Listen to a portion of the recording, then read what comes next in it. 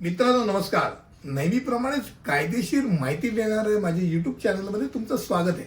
आजचा विषय घटस्फोट पत्नी असेल किंवा घटस्फोट पती असेल त्यांचे कायदेशीर वारस कोण ठरतात याबाबत आपण आज जाणून घेणार आहोत. आता पहिला भाग, घटस्फोटित पत्नी आणि पती म्हटलं म्हणजे त्यांचा घटस्फोट हा पूर्ण झालेला आहे हे अपेक्षित आहे.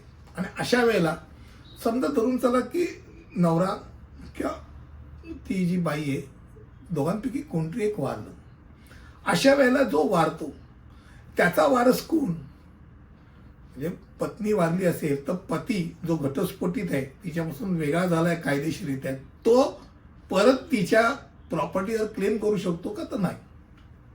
पण एक महत्वाची गोष्ट आहे, समजा त्या दोघांना एक मुलगा किंवा मुलगी आहे, बायोलॉजिकल फादर अँड मदर हे म्हणजे त्यांचं स्वतःचं अपत्य, तर 100% त्या मुलाचा पूर्ण अधिकार त्याच्या आईच्या प्रॉपर्टीवरती 100% लागू होतो.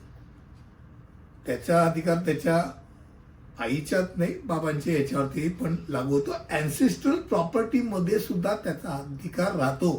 म्हणजे वडिलोपार्जित इस्टेटमध्ये सुद्धा त्याचा हक्क राहतो.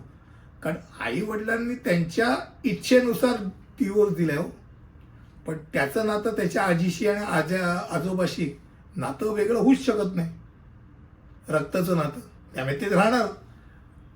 तो डिवोर्स नाहीये, डिवोर्स त्या दोघांचा आहे, नवरा बायकोंचा, हे डोक्यात राहू दे. त्यामुळे मालमत्तेवर प्रथम श्रेणीचा अधिकार कायदेशीर वारस म्हणून सांगण्याचा पूर्ण अधिकार त्यांच्या वारसांना म्हणजे खास करून मुलाला किंवा मुलीला आहे, हे डोक्यात राहू दे.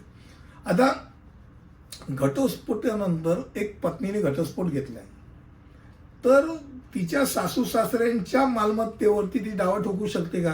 बऱ्याच जणांचा प्रश्न असतो. तर नाही, वडिलोपार्जित संपत्तीवरती पत्नीचा अधिकार नाही. वडिलोपार्जित म्हणजे नवऱ्याच्या वडिलोपार्जित प्रॉपर्टीवरती तिचा अधिकार संपतो. ज्या वेळेला तिचा घटस्फोट ती घेते तेव्हा तिचा अधिकार संपतो, हे डोक्यात राहू दे.